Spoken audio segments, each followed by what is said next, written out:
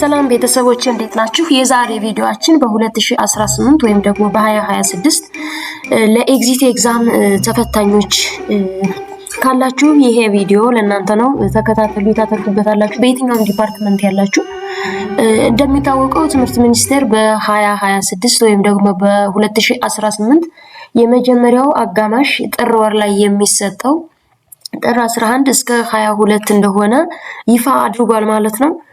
በዚህ ለዚህ የኤግዚት ኤግዛም ወይም ደግሞ ለመውጫ ፈተናችን እንዴት በአጭር ጊዜ ተዘጋጅተን ብቁ መሆን እንችላለን የሚሉ ጠቃሚ ፖይንቶችን አንስተን ዲስከስ የምናደርግ ይሆናል ማለት ነው። ተከታተሉኝ። ቪዲዮውን አጭር ስለሆነ እንዴት እንደምታነቡ ምን ፖይንት ላይ ማተኮር እንደሚገባችሁ እንወያያለን። እንግዲህ በ2018 ጥር 11 እስከ 22 ከሆነ ኦልሞስት አንድ ወር ከ10 ቀን አካባቢ ነው የቀረን። በዚህ አጭር ጊዜ ውስጥ እንዴት መዘጋጀት እንደምንችል እንነጋገራለን ማለት ነው። በመጀመሪያ በየትኛውም ዲፓርትመንት ያላችሁ የኤግዚት ኤግዛም ወይም ደግሞ የመውጫ ፈተናው ሲዘጋጅ ለሁሉም ዲፓርትመንት ከኮምፕለሰሪ ኮርሱ ነው የሚሆን ማለት ነው። ያ ማለት ለእያንዳንዱ ዲፓርትመንት በሁሉም ኮሌጅ ላሉት ለምሳሌ በኮምፒውቲንግ ኮሌጅ ስር ለሚገኙ ዲፓርትመንቶች እንደ ኮምፒውተር ሳይንስ፣ ኢንፎርሜሽን ሲስተም፣ ኢንፎርሜሽን ቴክኖሎጂ የራሳቸው የሆነ ኮምፕለሰሪ ኮርስ አለ፣ የተለያየ ክሬዲት ያላቸው ማለት ነው። ለነሱ ነው ኮመን ኮርሶቹ ሳይሆን ለምሳሌ እንግሊዘኛ፣ ሲቪክስ የመሳሰሉትን ማቴማቲክስ ተምራችሁ ቢሆን ኤግዚት ኤግዛም እነሱን አትፈተኗቸው። ሌሎቹን ጀስት ለሲስተም ዲቨሎፕመንት ለአልጎሪዝም እና ለፕሮግራሚንግ እና ለመሳሰሉት የተማራችኋቸው ኮርሶች ናቸው። እንደ ኢንተርኔት ፕሮግራሚንግ፣ ጃቫ፣ ሲ++፣ ኔትወርኪንግ እና ኦፕሬቲንግ ሲስተም የመሳሰሉ ኮርሶች ናቸው ኮምፕለሰሪ ኮርሶቹ። እነሱ ናቸው ለፈተና እንዲወጡ የሚወጡት ማለት ነው። ይሄን አይ ቲንክ ኖሃው ይኖራቸዋል ብዬ አስባለሁ። ያው በየዲፓርትመንቱ በየዩኒቨርሲቲው መረጃው ስለሚሰጥ ማለት ነው። ነገር ግን ከነሱ ኮርሶቹም እንዴት ነው ሴሌክት ማድረግ የምንችለው? በተመሳሳይ ልክ እንደ ኮምፒውቲንግ ኮሌጅ ሌላ ዲፓርትመንት በአግሪካልቸር፣ በኢንጂነሪንግ፣ በጤና ዘርፍ ያላችሁም ኮምፕለሰሪ ኮርሶቹን ወይም ደግሞ ሜጀር ኮርሶቹ ናቸው ሴሌክት የሚሆኑት። እነሱ ላይ ፎከስ እናደርግና እንዴት ነው ኮርሱን ሴሌክት ካደረግን በኋላ ቶፒኩ ኮንሲደርድ የሚሆነው ወይም ደግሞ ኢንክሉድድ ኤግዚት ኤግዛም ኢንክሉድድ ኮርስ ላይ which topic is focused for the exit exam የሚለውንም ሴሌክት ማድረግ መቻል አለብን። ይሄን ለመረዳት መጀመሪያ ምን ታደርጋላችሁ?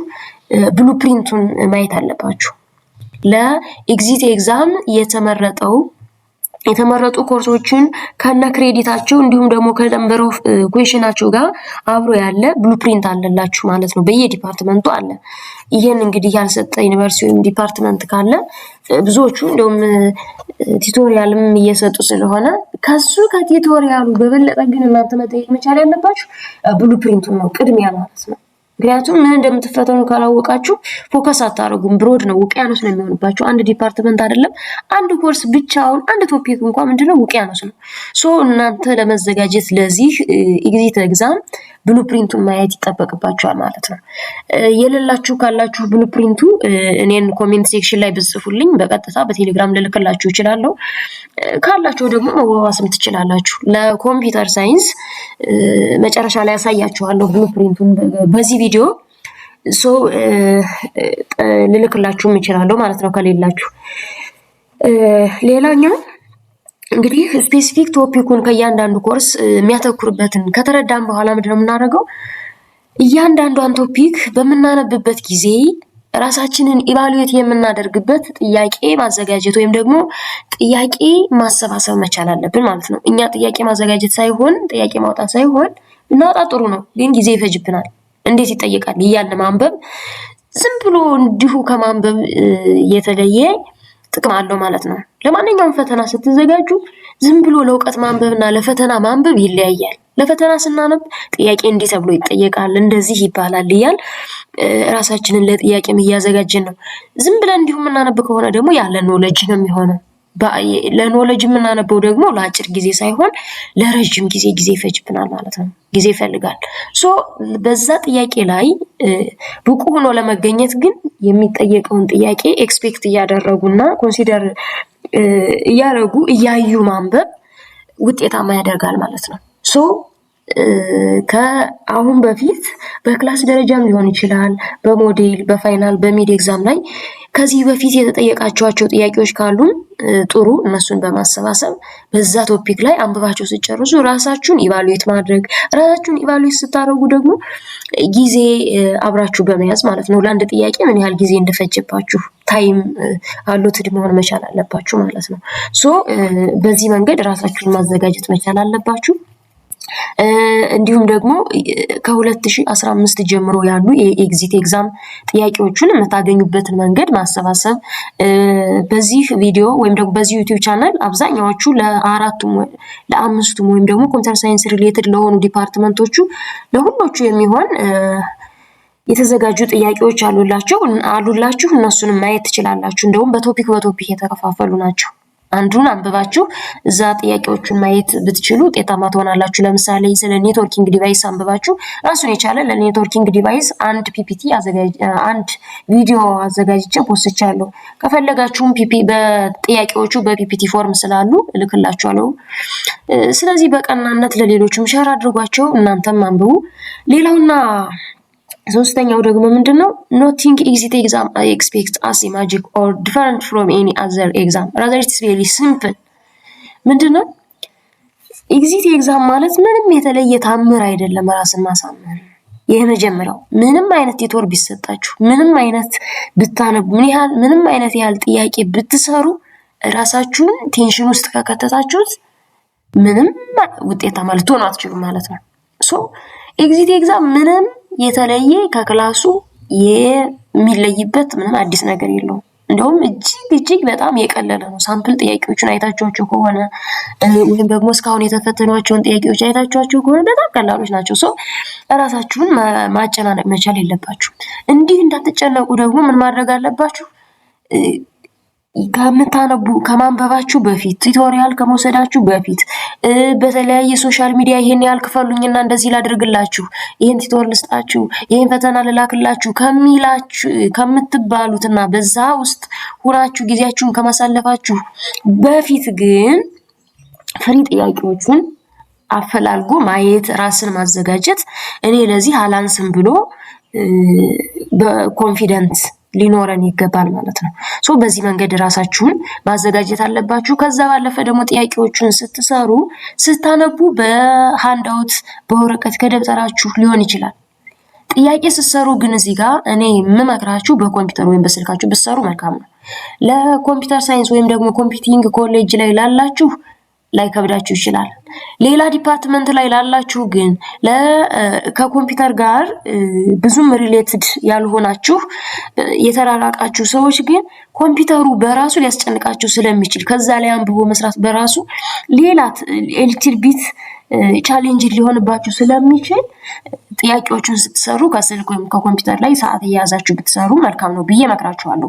በተለይ እንደዚህ ኦንላይን ኤግዛም ተፈትናችሁ ለማታውቁ እንዲህ አድርጋችሁ ራሳችሁን ብታዘጋጁ ይሄ የመጀመሪያ ምክሬ ነው ማለት ነው። እንደሚታወቀው ለእውቀት ስናነብ ከስልክ ወይም ደግሞ ከኮምፒውተር ከማንበባችን ይልቅ በሃንድአውት ወይም ደግሞ በወረቀት እየጻፍን ማንበብ በጣም የተሻለ ነው። እኔ እያልኩ ያለሁት ግን ጥያቄ ስትሰሩ እንድትለምዱት ነው እያልኳችሁ ያለ ማለት ነው። ስለዚህ በዚህ መንገድ ተዘጋጁ። ሌላው እንዴት ሴሌክቲቭ እንደምትሆኑ ኤግዛምፕል ኮምፒውተር ሳይንስ ሴሌክትድ ኮርሶቹን ከብሉ ፕሪንት ላይ ያወጣሁትና አሳያችኋለሁ። እንደሚታወቀው በኮምፒውተር ሳይንስ ዲፓርትመንት እኔ እሱን የብሉ ፕሪንት እንደ ኤግዛምፕል ስላቀረብኩት ነው እዛ ዲፓርትመንት ላይ ስላለው በ6 ቲም ነው አጠቃላይ ከአንደኛ ዓመት እስከ 4ኛ ዓመት የሚሰጡ ሜጀር ወይም ኮምፕለሰሪ ኮርሶቹ በቲም ተከፋፍለው የቀረቡት ማለት ነው። ምንም አይነት ኮምፕለሰሪ ኮርስ ኤግዚት ኤግዛም ሳይወጣበት የሚቀር አይኖርም። ያው ክሬዲቱ ይለያያል እንጂ ሴሌክት የምናደርጋቸው ሊሆን ይችላሉ። እንዲሁም ደግሞ ኢሌክቲቭ የሆኑ ማለት ነው። እነሱ ኮርሶችም ሊሆኑ ይችላሉ። ኤኒሆው የነዛ ጥያቄ እነዛ የሚወጡበት ብሉፕሪንቱ ላይ ወጥቷል። ምን ያህል ክሬዲት እንዳላቸው ምን ያህል ጥያቄ እንደሚወጣባቸው በሙሉ አለ። መጨረሻ ላይ ያሳያቸዋለሁ። ከዛ ያወጣሁት ነው እንግዲህ እንደምታዩት ለሲስተም ዲቨሎፕመንት፣ ለሶፍትዌር ኢንጂነሪንግ፣ ዌብ ፕሮግራሚንግ፣ ዳታቤዝ ሲስተም ያው ዳታቤዝ ሲስተም ዋን እና ቱ ይወጣል።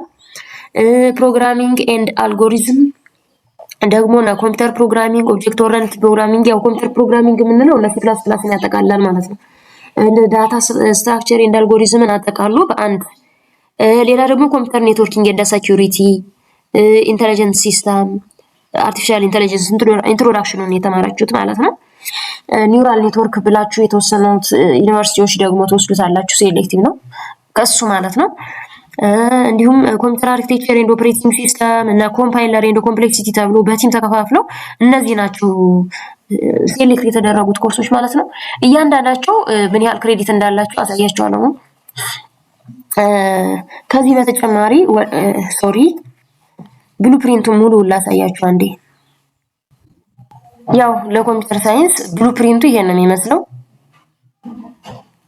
ይሄን ይመስላል። እንግዲህ ሚኒስትሪ ኦፍ ኤዱኬሽን ይላል። በትምህርት ሚኒስቴር የተዘጋጀው ብሉፕሪንት ማለት ነው።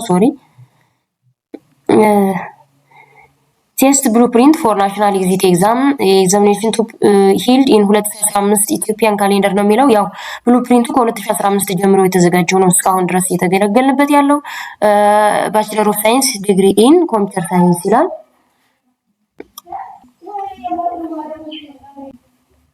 ይሄን ይመስላል ማለት ነው። ያው እስከ መጨረሻ አካባቢ ላይ ያለ ሴሌክትድ ኮርሶቹ በቲም እነዚህ ናቸው። ክሬዲት አወር ፎር ሴሌክትድ ኮርስ ደግሞ ይሄው ለምሳሌ ዳታቤዝ ሲስተም 6 ነው። መጀመሪያ ላይ እንደገለጽኩላችሁ 2 ይላል። ያ ማለት ኢንትሮዳክሽን ዳታቤዝ እና አድቫንስድ ጭምር ነው የሚሰጠው። ሌላ ደግሞ ዌብ ፕሮግራሚንግ ማለት HTML እና PHP ስለሚይዝ 4 ክሬዲት አለው ማለት ነው። ክሬዲታቸው እንደዚህ ተቀምጦላችኋል። ሌሎች ዲፓርትመንቶችም ይሄን ማየት ግዴታችን ይሆናል ማለት ነው። ከዛ በተጨማሪ ደግሞ ነምበር ኦፍ ኩዌስችንስ ሬዝድ ፍሮም ኢች ኮርስ የሚለው እዚህ ጋር አለላችሁ። ይሄንን በደንብ አይታችሁ በዚህ መሰረት ለመዘጋጀት ሞክሩ ነው የምላችሁ። ይሄ ነው እስከ መጨረሻው ድረስ ሲታይ። ከሌላችሁ እንደነገርኳችሁ ኮሜንት ላይ ያሳውቁኝ፣ ይልክላችኋለሁ። ለሌሎችም ላኩላችሁ። ዝም ብሎ ባልሆነ መረጃ ብራቸውንም ከሚከስሩ እንዲሁም ደግሞ በቴንሽን ውስጥ ያሉ በመጨነቅ ውስጥ ያሉ ልጆች ካሉ ላኩላችሁ። አንድ ሰው ከጭንቀት ማዳን ለኛም እረፍት ነው ማለት ነው።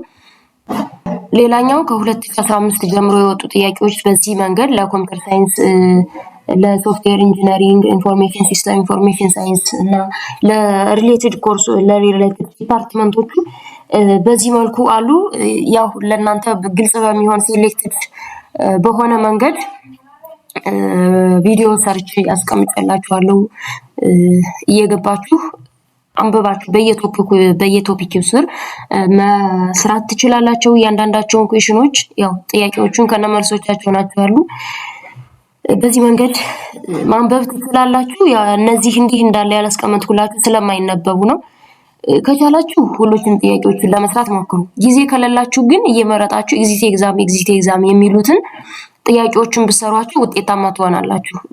እስኪ ላሳያችሁ። ለምሳሌ ያው አይታችሁ ከሆነ በዚህ መንገድ ነው ያስቀመጥኩላችሁ ማለት ነው። እነዚህ ሁሉ ጥያቄዎች ናቸው። ስለዚህ ከዚህ መካከል ኤግዚት ኤግዛም የሚሉትን መርጣችሁ ጊዜ ካላችሁ ሁሉንም ስሯቸው። ምክንያቱም ሪሌትድ የሆኑትን እኔ ያወጣችሁ ጥያቄዎች ብቻ ሳይሆኑ ከሚድ ከፋይናል እና ከሞዴል የተውጣጡ ጥያቄዎች ከተለያዩ ዩኒቨርሲቲዎች ስለሆኑ ማለት ነው። በዚህ መንገድ ተዘጋጁ። ለሌሎችም ሸር አድርጉላቸው። አመሰግናለሁ።